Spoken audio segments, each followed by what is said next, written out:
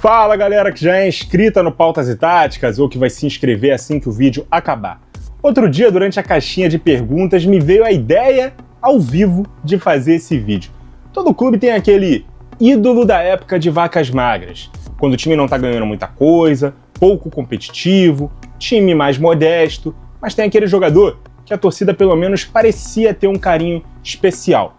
Eu vou falar aqui quais são esses personagens nos chamados 12 grandes clubes do Brasil que eu pude ver jogar, beleza? E aí você, torcedor desses clubes, pode ficar totalmente à vontade para discordar ou concordar, citar outros nomes. Sua participação é importante para enriquecer ainda mais nosso conteúdo, beleza? Então já vai deixando aí seu like, seu compartilhamento com os amigos, seu hype, se possível. Não esqueça de conferir se você está inscrito aqui no canal. Se não tiver, dá essa moral para mim, que você ajuda muito o meu trabalho. Eu espero conquistar a sua inscrição. Seja bem-vindo ao Pautas e Táticas. Então chega de enrolação e vamos ver quais são os ídolos das vacas magras do seu time.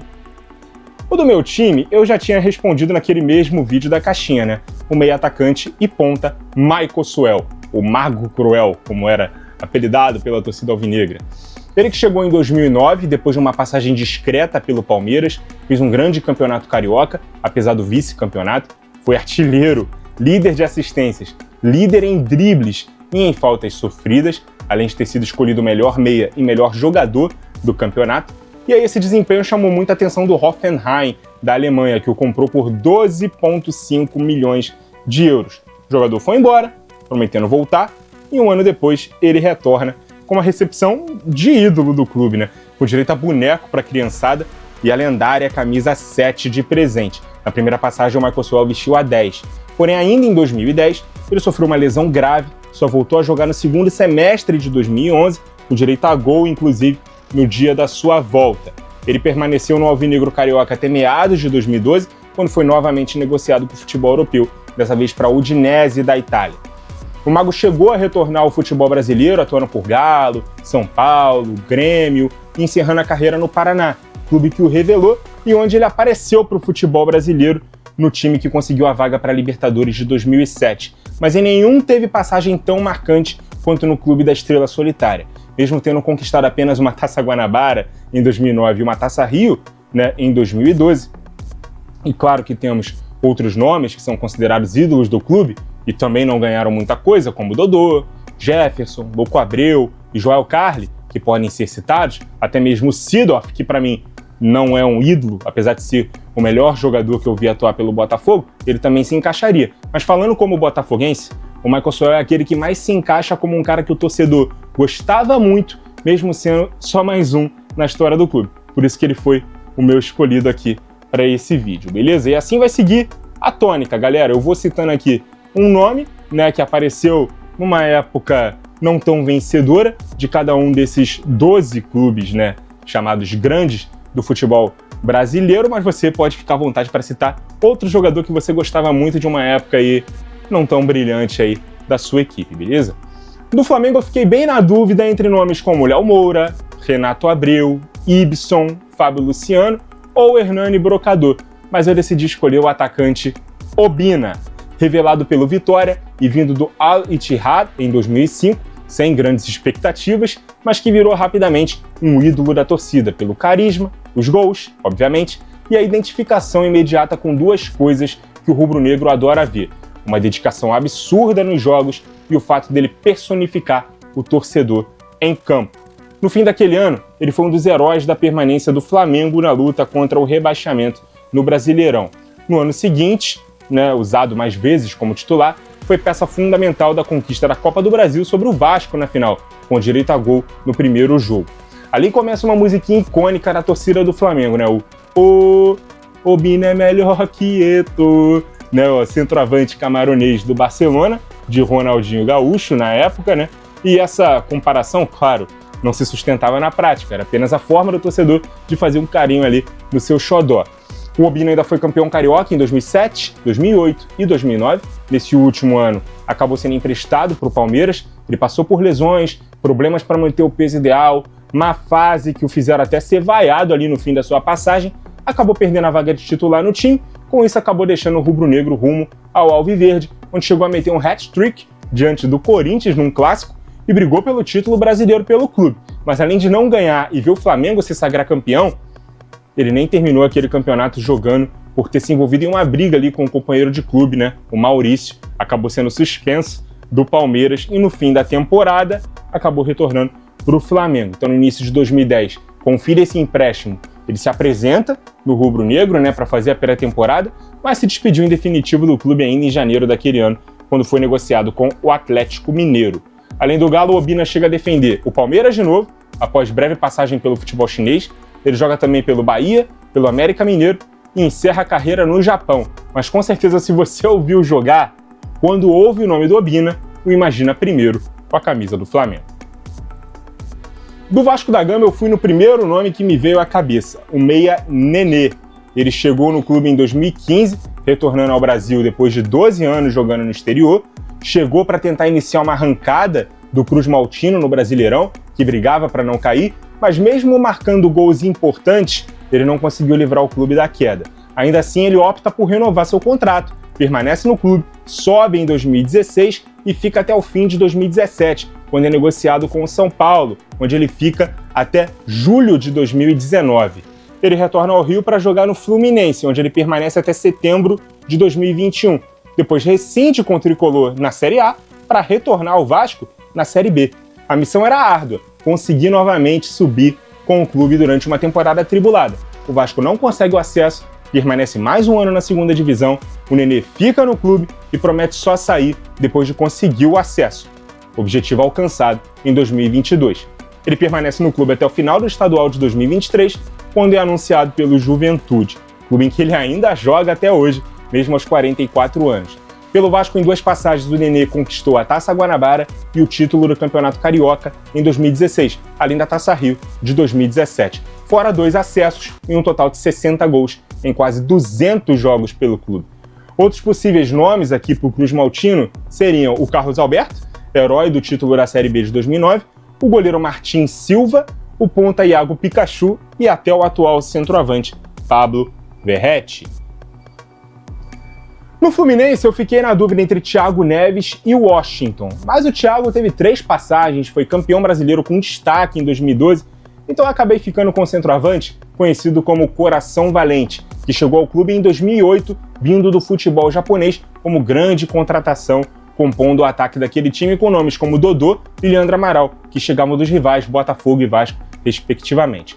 O camisa 9 foi fundamental durante a campanha do tricolor na Libertadores daquele ano, especialmente nas quartas de final, diante do São Paulo, quando abriu o placar e marcou o gol da classificação no jogo da volta, após ficar 8 partidas sem balançar as redes.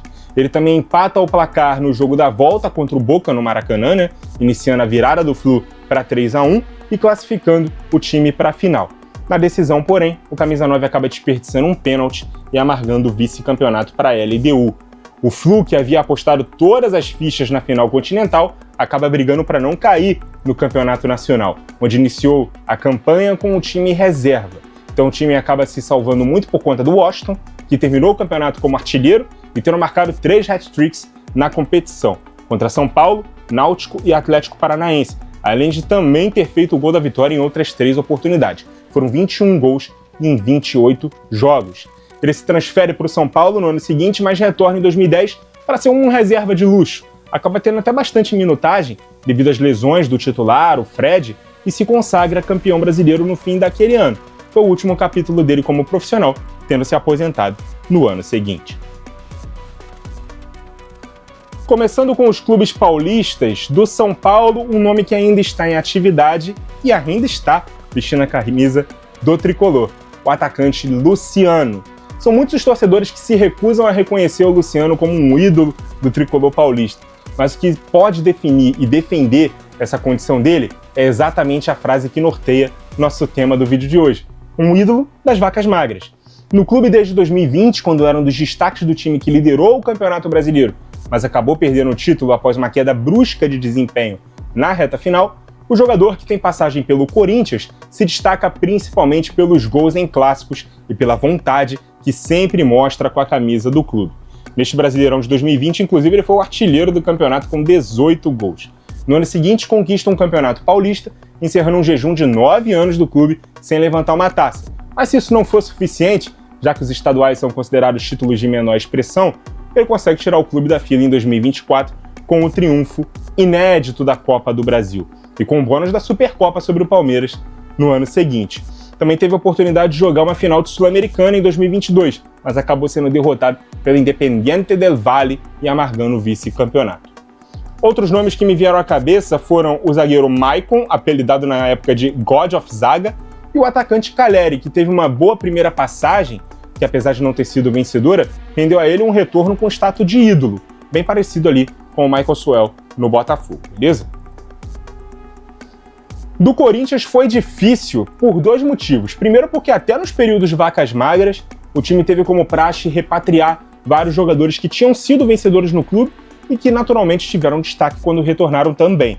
E segundo porque o Corinthians conseguiu vários títulos pesados dentro desse recorte que eu estabeleci.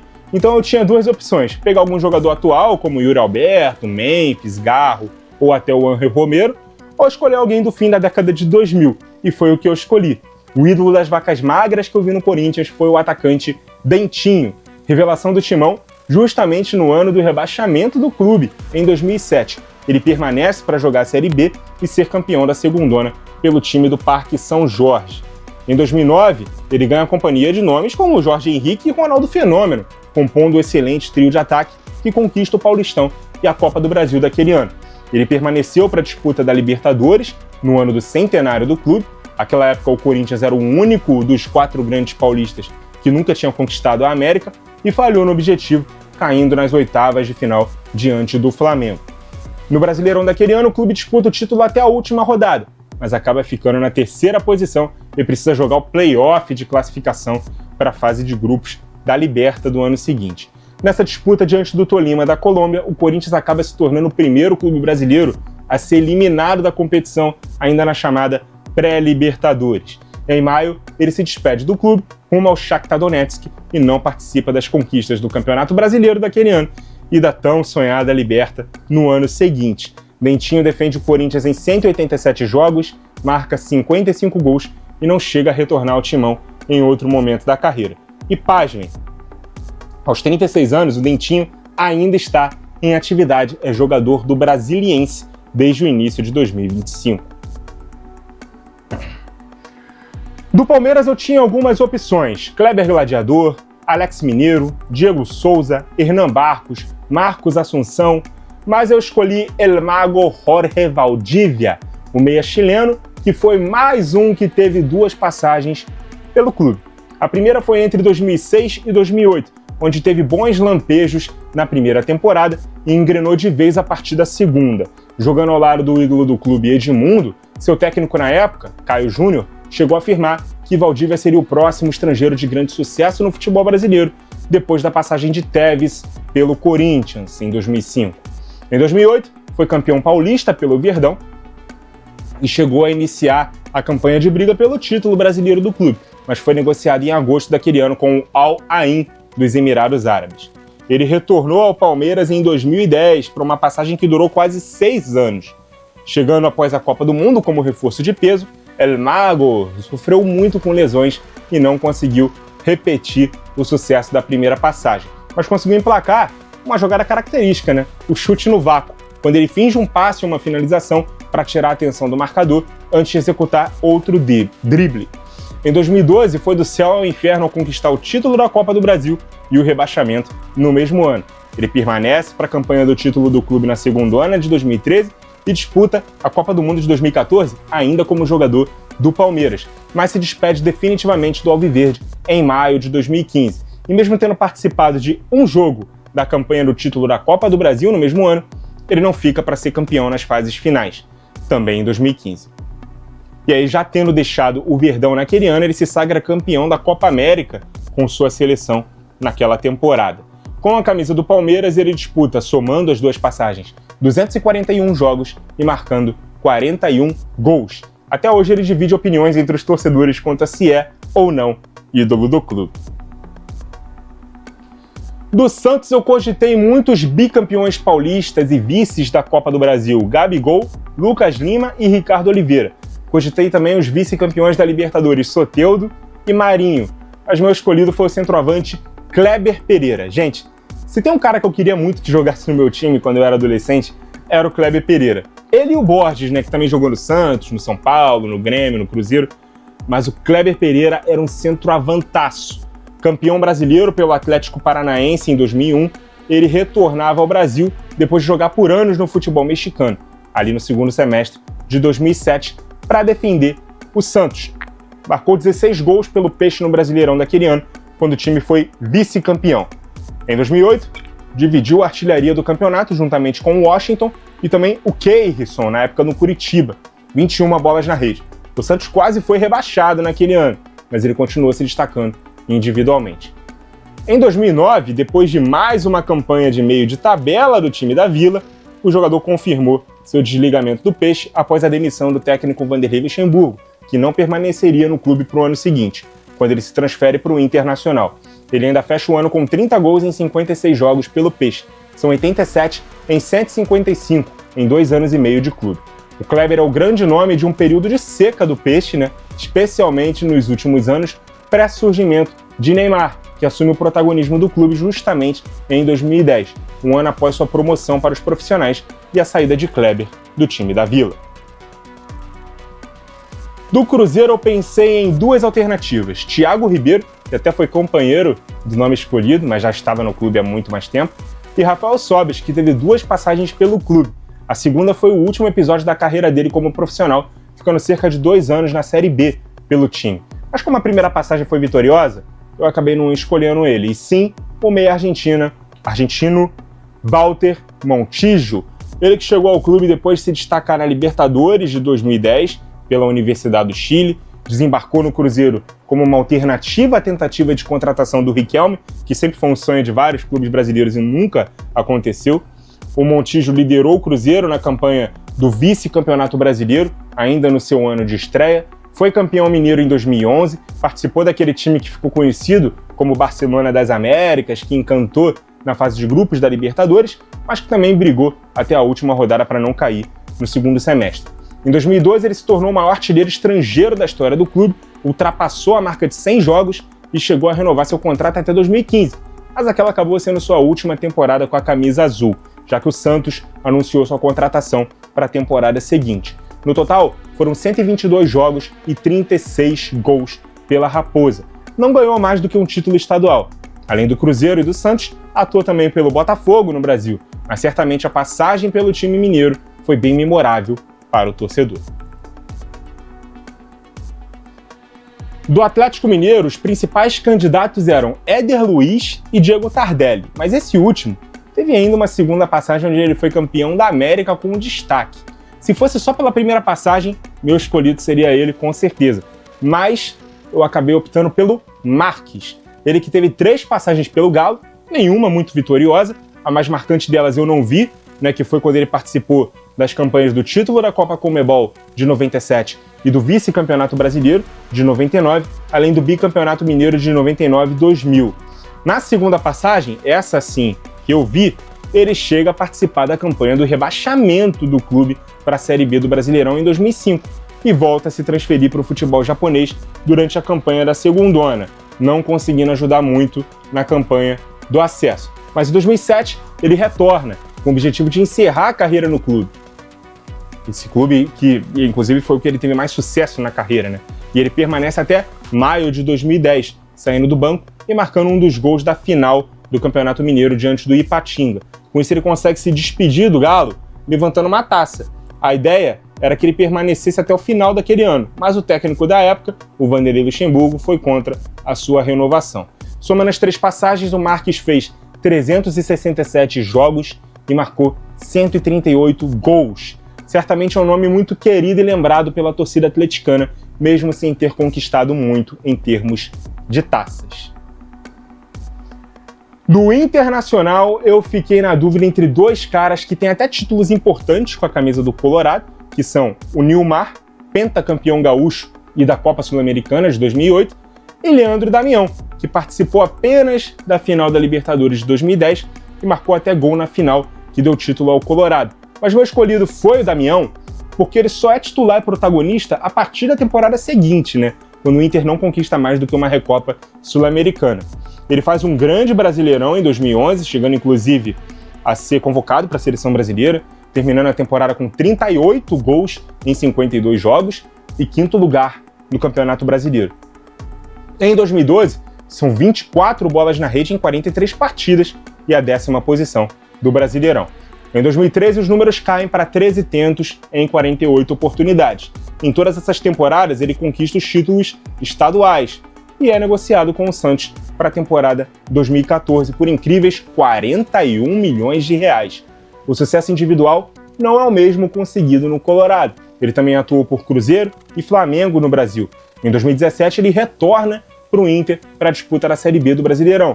Ele participa do acesso e permanece no clube até dezembro de 2018, quando se transfere para o futebol japonês.